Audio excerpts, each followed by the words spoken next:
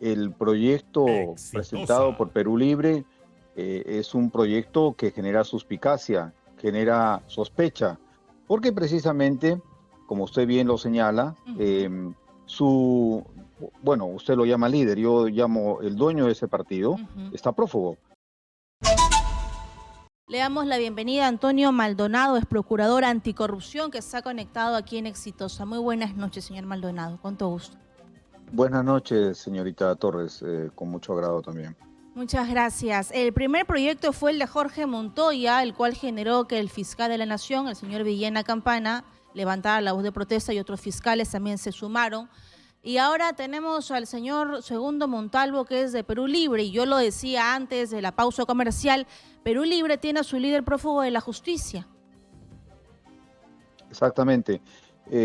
Hay dos consideraciones que quisiera compartir con usted. La primera, que el proyecto presentado por Perú Libre es un proyecto que genera suspicacia, genera sospecha, porque precisamente, como usted bien lo señala, bueno, usted lo llama líder, yo llamo el dueño de ese partido, está prófugo.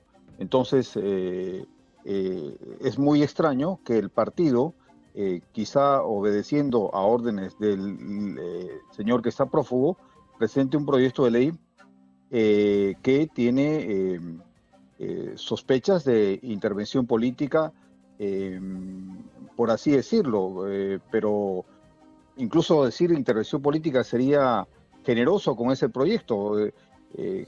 Me parece que la idea y el objetivo no tiene nada que ver con el fortalecimiento del Ministerio Público, con su consolidación, con el corregir problemas, sino tiene más bien que ver con la neutralización de la acción penal pública, la captura del Ministerio Público en un contexto en el cual el Congreso está empeñado en destruir a la Junta Nacional de Justicia para recomponerla y capturarla también, y tiene aliados institucionales importantes, de los cuales conocemos.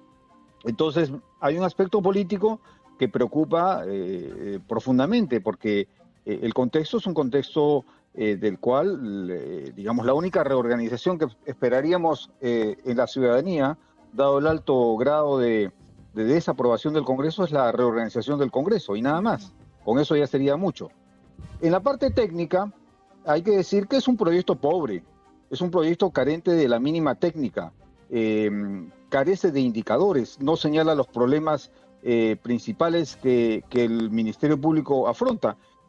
Estos problemas han sido ya diagnosticados de manera muy objetiva y técnica, entre otros, por el Centro de Estudios de Justicia de las Américas, el CEJA, que es un órgano de la OEA, que precisamente hizo un informe titulado Desafíos del Ministerio Público Fiscal en América Latina, y que es un informe muy sólido respecto de los problemas no solo que enfrenta el Ministerio Público del Perú, sino todos los ministerios públicos en América Latina, principalmente en el contexto de la reforma procesal penal, donde al romperse el modelo anterior, el modelo de corte inquisitivo, y empezar a materializarse el proceso moderno de corte acusatorio o adversarial, como también se le llama, el Ministerio Público pasó de tener en el modelo inquisitivo un papel secundario, un papel casi invisible en el sistema de justicia, a tener, por lo menos en la expectativa ciudadana, a tener un papel muy importante y protagónico.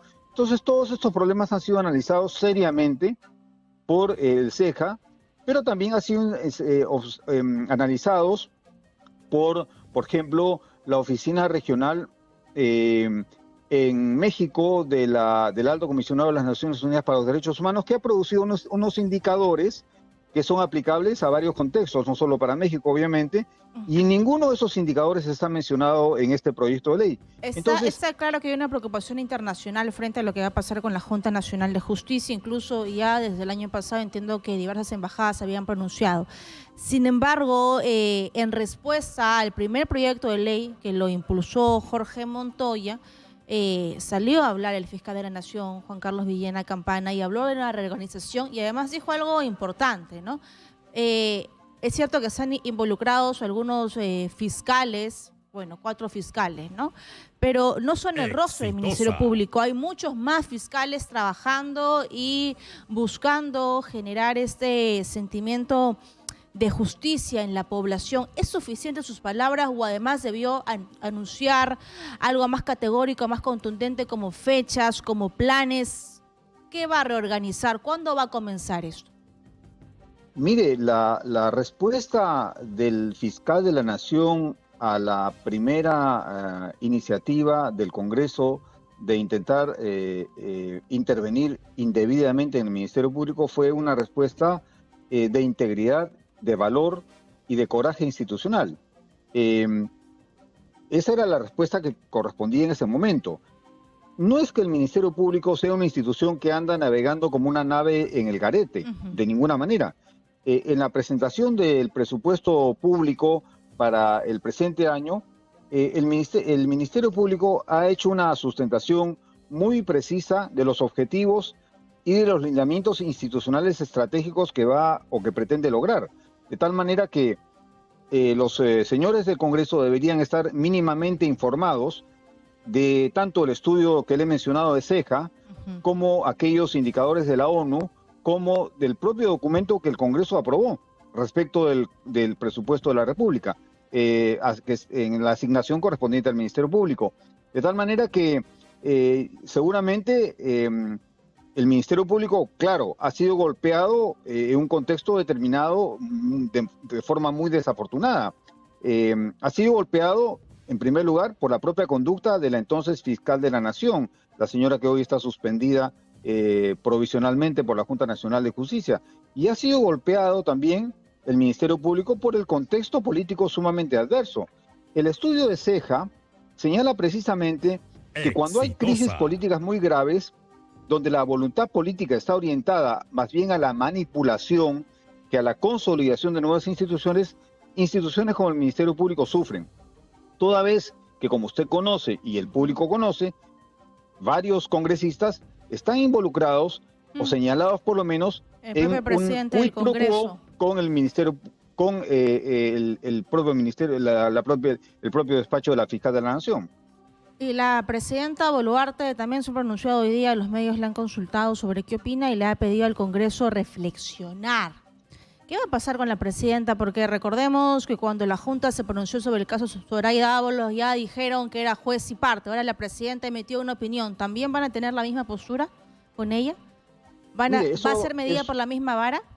¿Eso se refiere usted a la respuesta que daría el Congreso a la posición de la presidenta? Bueno, eso hay que preguntárselo al Congreso.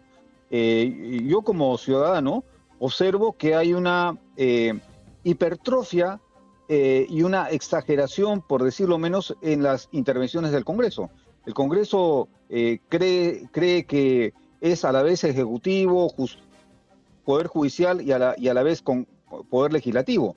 Y es un poder legislativo que interactúa supuestamente en un equilibrio de poderes con otros poderes. De tal manera que acá lo que estamos viendo de parte del Congreso es un abuso absoluto de sus funciones, que rayan inclusive en la comisión de ilícitos penales.